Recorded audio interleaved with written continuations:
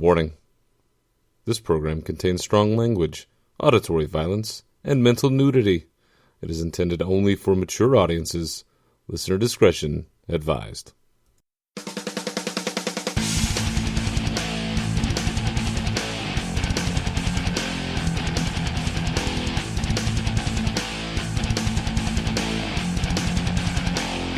And here we go, my brothers and sisters of Warcraft, into the breach. Welcome to Unshackled Fury, episode 15. I am your host, Berserker, and this week we will see the rollout of Legion in full effect. Yes, we've had some awesome bits come through so far with the audio drama, the animated shorts, the comics. We'll get to all that. But by God, this week on the 9th, we've got something, well, we've got a whole bunch of somethings coming. It's going to be a tough one to get through, but we can do it. We can do it together. And believe it or not, this week, I've got a new game. I've got something for us to play, something I've been thinking about for a little while, and I hope you guys enjoy this one. And typically right now, we would be jumping into the rage portion of the show, but you know what? There's just so much good stuff going on right now. I really don't have anything to rage about. I know it's hard to believe. It's called Unshackled Fury, and I'm kind of a raging asshole sometimes, a lot of the time. But I don't really have anything. I was going to go nuts on the camera distance thing, but then I realized, thanks to my raid team, that I'm a moron. I can see sufficiently far. I just was looking at the wrong shit. So, yeah, not a problem at all. Okay, so let's do this. Into the news. Let's go. And now it's time for News and the Blues. All right, so before we get to all of the good stuff that's coming out on the 9th of this week, on Tuesday, let's talk a little bit first about the lead up to where we are right now with the rollout that Blizzard has been unraveling for Legion this time around. I've said it before, I'll say it again. This goes beyond, and this has gone above and beyond any expectation I've had for an expansion rollout. We are typically subject to some sort of in-game event, whether it was the Deathwing going and just randomly blowing shit up in some zones, or it was the the Wrath event, which didn't go down very well, I guess. Even Burning Crusade, you did have some kind of a Legion invasion. In Pandaria, I don't even remember what it was, quite honestly, for Pandaria. But that, for the most part, has been the extent of what we've been given. There's been a couple of short stories back in years past, but there really hasn't been the concerted effort that's been made by Blizzard, and so holistic in the sense that not only did we get comics, but we got animated shorts like they did the Lords of War series, but we also got, for the first time, this amazing audio drama called The Tomb of Sargeras, which, if you're listening to this, it's proof that you know how to download a podcast. If you have not listened to the Tomb of Sargeras audio drama yet, hit pause on this, pull up your iTunes, pull up your podcast stuff, whatever it is that you search through, find the Tomb of Sargeras and download that now. Don't listen anymore to me. I'm gonna give you a couple seconds here to go ahead and pull that up. So go, do it now. Okay. Hopefully you went and got it. Because you are missing out if you didn't, especially if you are a lore junkie like me, because this was a fine piece of storytelling. It has to do with Khadgar and Gul'dan. Maiev Shadow Song is there, which, if you know about Maiev, if you've read Wolfheart, if you've seen some of the other bits and pieces of lore, her presence continues to mystify me as to what exactly is her deal. She's wanted for murder, but then she's also a guardian, and she's in and she's out, she's good, she's bad. I still can't quite make heads or tails of Maiev, but she's there, and the Tomb of Sargeras is heavily involved, and you go back, way back, into Warcraft history about that place, what's happened there with Illidan, with the other Gul'dan. It was phenomenal. And the story, read by Stephen Pacey, he does all the voices, and they've done different things to make a couple of them sound different. It was fantastic to listen through. Had it on the drive to work and listened to him a couple of times. Really, really well done. And you tie that in with the comics that were brought up and with the animated shorts that were done. I sincerely hope that Blizzard continues to do this for expansions in the future, and not just for Warcraft, but for all of their franchises. This was a great way for them to show off not just the main story that we're going to be dealing with, but some of the other little threads that came through, some of the other storylines that we'll be exploring either in different zones or with different factions, and just sort of introducing us, whetting our palate to what will be coming. I've said this before, I really feel like Legion is... Granted, I said this about Warlords of Draenor when it first came out, but I feel like what's going on with Legion is a love letter to the fans saying, you know what? We screwed up. We know we screwed up. We've done some things right, but we've also done some things wrong that we have made promises about in terms of patch rollouts, content, listening to player feedback, those kinds of things. And it feels to me like Legion is going to be the rebirth for Warcraft. They've done so much to hone in on what makes Warcraft great, what parts of the lore people are interested in. I mean, for God's sakes, Illidan coming back, that is complete fan service. He was dead. He starts out dead. When you go see that cinematic where Gul'dan finds his crystal and blasts him, with that fell energy, that is the beginning of his rebirth, which is exactly what we wanted and what we told Metzen at BlizzCon all those years ago when he asked us if we wanted him to bring him back. I hope that is the case for Legion, that all of this is designed to build up and bring back the interest to a franchise that, well, it could be fading. And I think that the numbers indicate that it has to some degree. So going back to what I said at the beginning, if you have not checked out these audio dramas, if you have not checked out the comics or the animated shorts, now is a great time, especially leading up to what we have coming this Tuesday. And so, what do we have coming on August the 9th of this week?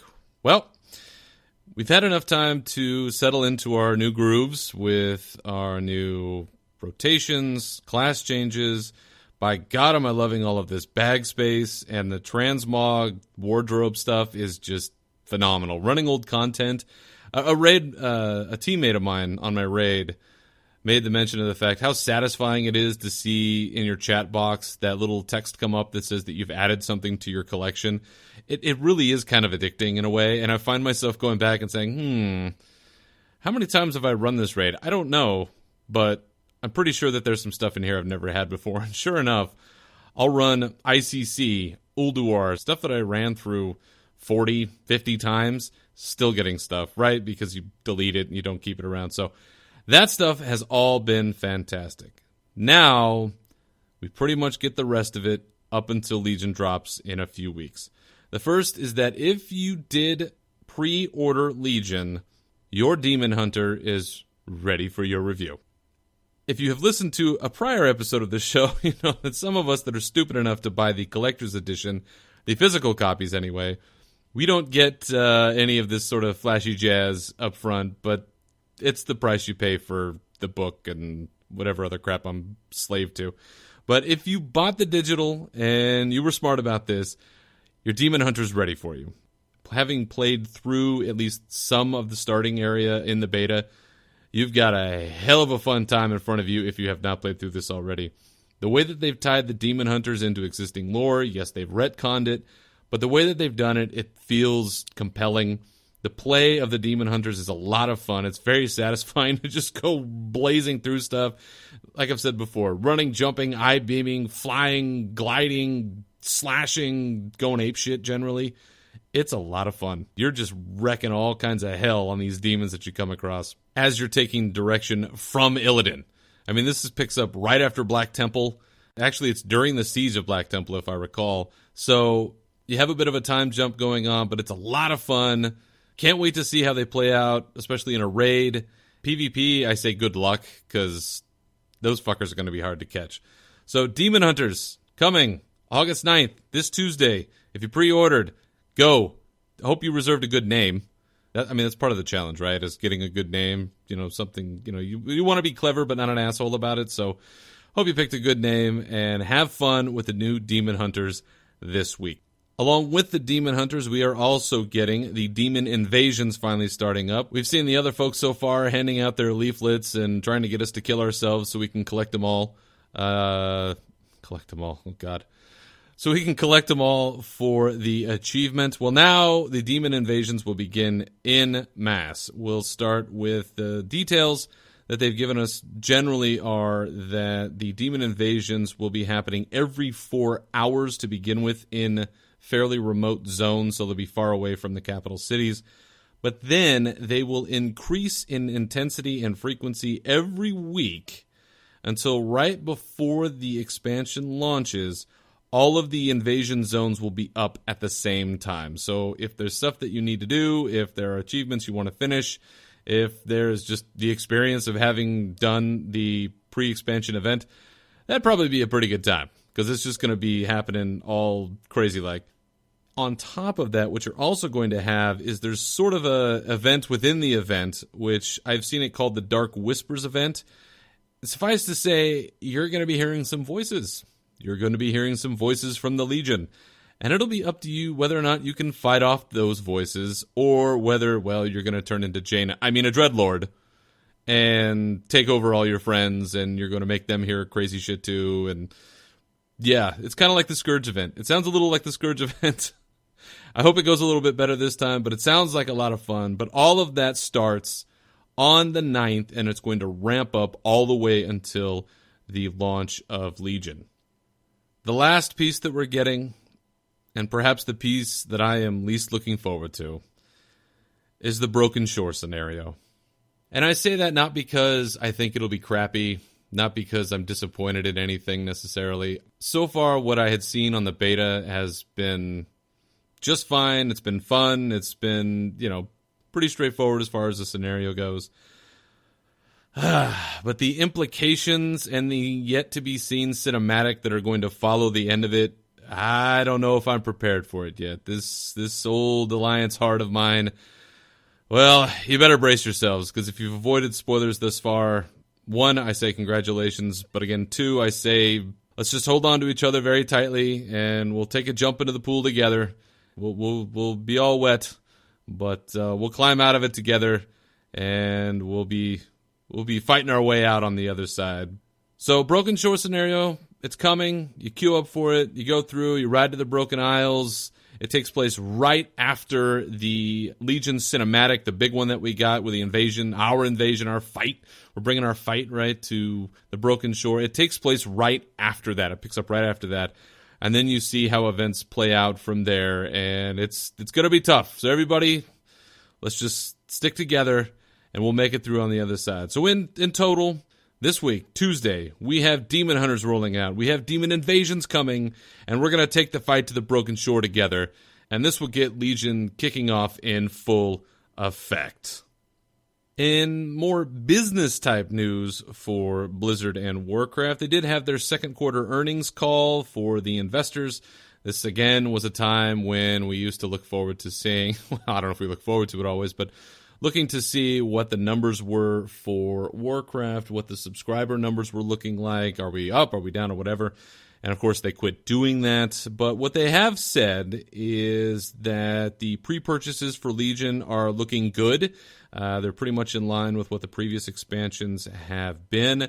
They're showing also that, as I think most of us would have predicted, that the movie has done well in terms of a positive bounce of attention for Warcraft. It looks like there has been an uptick, particularly in China. No shit. They pretty much paid for all of the box office overseas. So they are seeing some good things for Warcraft heading into Legion, and hopefully, maybe they'll give us some numbers after Legion drops. I bet if they're really good, if we're plus 10, plus 11 million, I wouldn't be surprised if they squeaked out a number just to show people, I think we're doing all right. As far as Blizzard, the company, goes, they're blowing up. And if I had any money to spend on investment, I would try to pick up some of this Activision Blizzard stock. I don't think it's very expensive right now, but they are doing monster business right now. And if you think of all of the things that we've seen with Warcraft and with all the other franchises of Blizzard over the years, get this.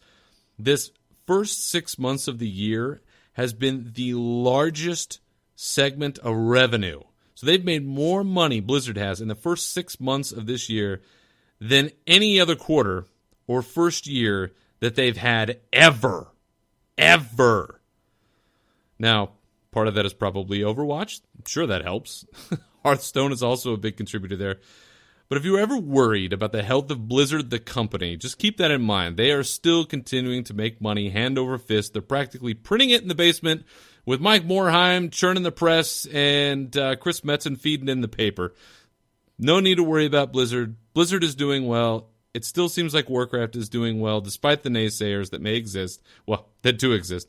So we're in a good place right now. And with all of the things that I've seen for Legion, and as positive as I feel about how Legion is going to perform, again, I think that we have some amazing times ahead of us, and I have never been so excited to be a part of the Warcraft community. So as we are preparing to get into Legion, I do find myself thinking back on this past expansion, about our time on Draenor, and sort of wistfully wondering about where we've gone during these last couple of years, and also where I personally have gone, and the things that I've done over the last couple of years. And when Warlords of Draenor first came out, I was highly convinced just after playing it for a day or two. Granted, we had that DDoS attack, which kind of fucked things up, and just prepare yourselves for more of that in the future, I'm afraid. After a couple of days of actually being able to play the game and being able to play Warlords of Draenor, I honestly thought that this was the best expansion since Wrath. I thought the zones were beautiful, the questing was fantastic, and I honestly really liked the garrison.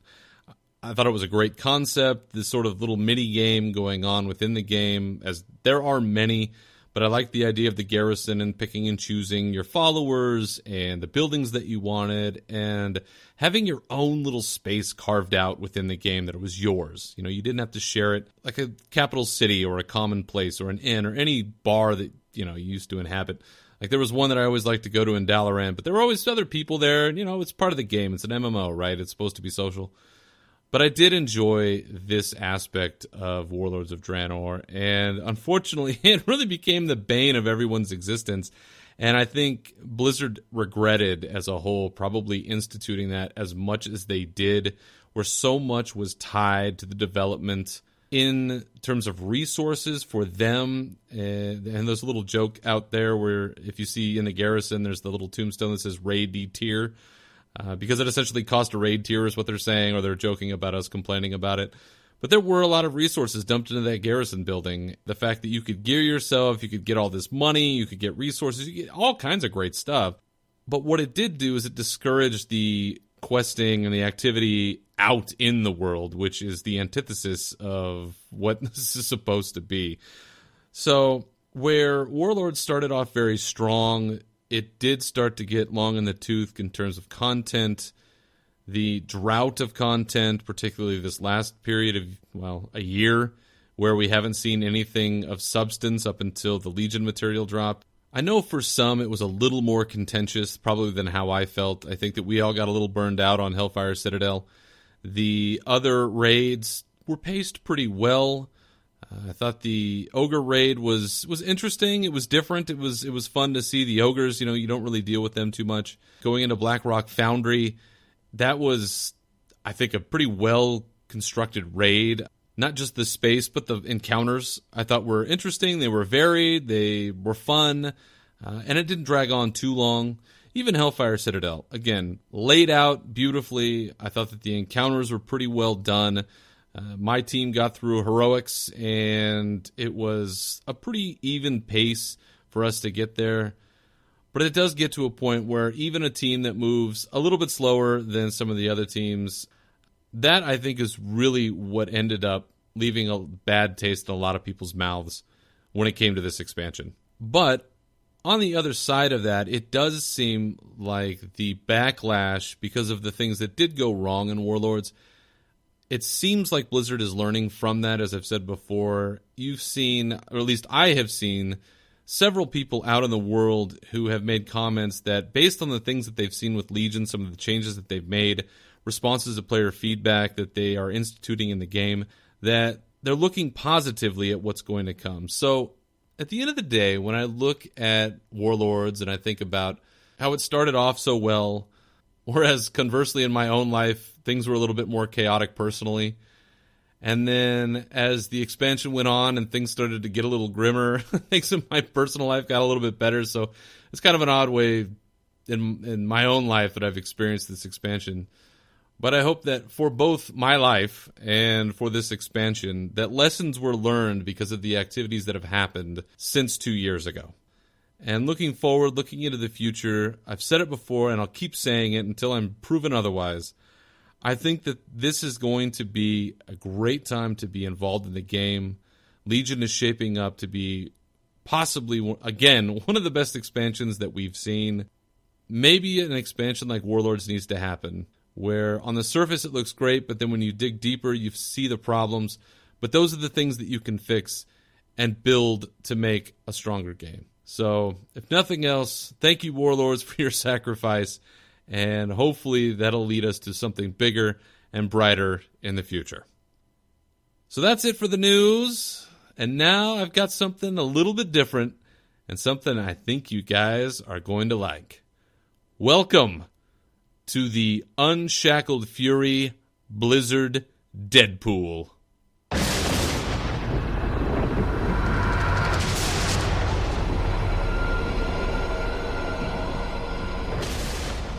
So before we get to the meat of this one, let me first walk you down the road that led me to what we're about to talk about.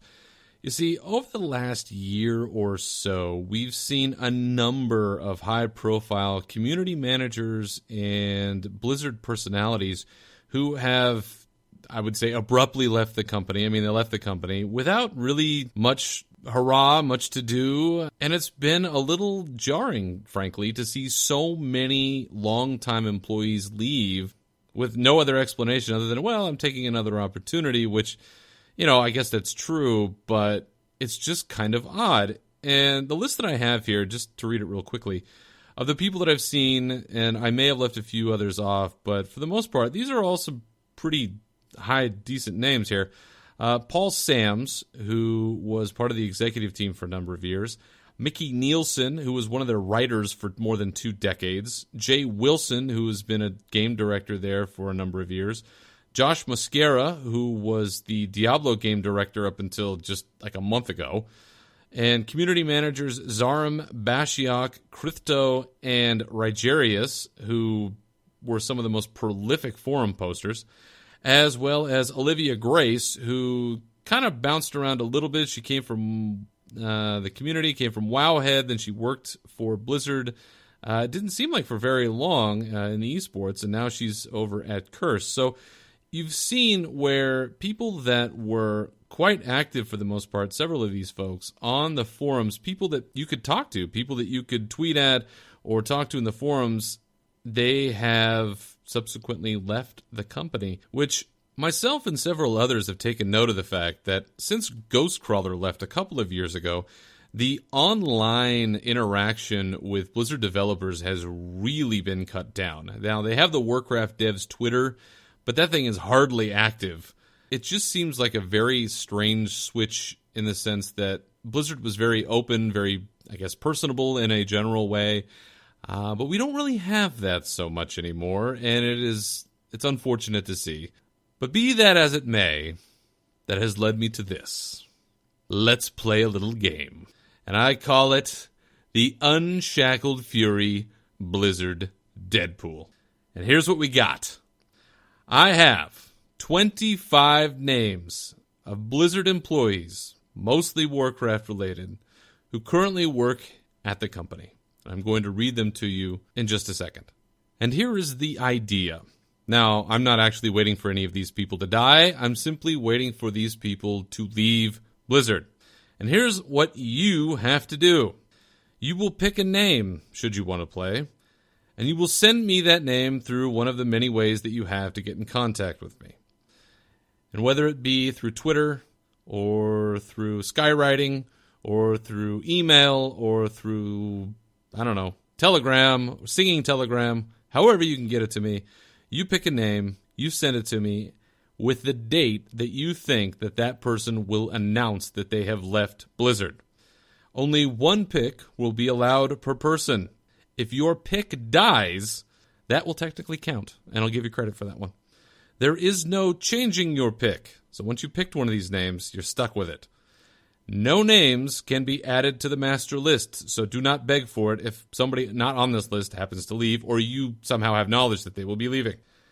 The prize, which I will soon announce as well, will be bestowed within 7 days of verification of a win. And what I mean by this death pool is that they quit Blizzard, not that they changed titles or franchises that they are working on. So, we know what the game is. I'll read you the names in a minute. And what are you playing for? Well, you are playing for 6 months of game time and your choice of a pet or a mount from the in-game Warcraft store. That's right. You pick the name, you pick the time, you're the winner. I will send all of this to you personally. There's no Blizzard handouts here. This is coming from me. So you pick a name, you're right. 6 months of game time, a pet or a mount of your choice from the in-game store. So here we go. Here is your list of the 25 names in the Unshackled Fury Blizzard Deadpool. Number 1, in no particular order, I might add. Community Manager Josh Allen, also known as Lore. Number 2, Community Manager Randy Jordan, also known as Kyvax. Number 3, Creative Director Alex Afraziabi. Number 4, Vice President and WoW Game Director Tom Chilton, also known at one time as Calgan. Number 5, Community Manager Danielle Vanderlip, also known as Nathera. Number 6, WoW Art Director Chris Robinson. Number 7, WoW Lead Quest Designer Craig Amai. Number 8, WoW Lead Game Designer Ian Hazakostas, also known as Watcher. Number 9, Lead Narrative Designer Dave Cossack. Number 10, Lead Tools Programmer, and somebody you might remember from Azeroth Choppers, Monty Kroll. Number 11, WoW Lead Game Designer Corey Stockton, also known as Mumper, also known as the guy who pretty much only tweets about beer now. Ugh. Number 12, Senior Game Designer Jeremy Fiesel, also known as Muffinus. Number 13, Senior Game Designer Brian Holinka. 14, Senior Game Designer Jonathan LaCraft, also going as Crafticus. 15, Senior Game Designer Helen Chang, also known as Kismet. 16, Technical Game Designer Chad Nervig, who you might know better as Celestalon. 17, Game Designer Russell Peterson, also known as Night Moogle. 18, WoW QA Kendall Hudson, also known as Arvanis. 19, also in QA, Kyle Hartline, known as Zorbix. And we get some big ones here. 20, CEO and co-founder Mike Morheim. 21, CDO and co-founder Frank Pierce. 22, Art and Cinematic Development of Warcraft and Vice President Nick Carpenter. 23, In-Game Cinematic Project Director Taryn Gregory. 24, Senior Esports Manager Kim Fan. And last but not least, and certainly who I hope does not win this, Senior Vice President Story and Franchise Development, Mr. Chris Metzen. So there you go. There's your 25 names. Maybe this forces me to get a website because I'll have to put this list somewhere. But you can pause and write this down or just remember whoever the name is on here you want and send it to me. You can send it to me at Berserker Rage on Twitter. You can email me at unshackedfuryshow@gmail.com. I say all this again at the end of the show. But those are your choices, and this game will last as long as it has to. So until one of the people on this list leaves, this game is open. So welcome to the Unshackled Fury Blizzard Deadpool. I am your host, Berserker, and I wish good luck to you all. So that'll do it for episode 15 of Unshackled Fury. Thank you very much once again for joining me on this little experiment of mine. Remember, you can always reach me on Twitter at Berserker Rage, or should you choose the email route, you can reach me there at unshackedfuryshow@gmail.com. I wish everyone the best of luck in the Deadpool contest, as well as what's coming up in Legion. May we all see each other on the other side. So until then, strength and honor to you all. Good luck, everyone.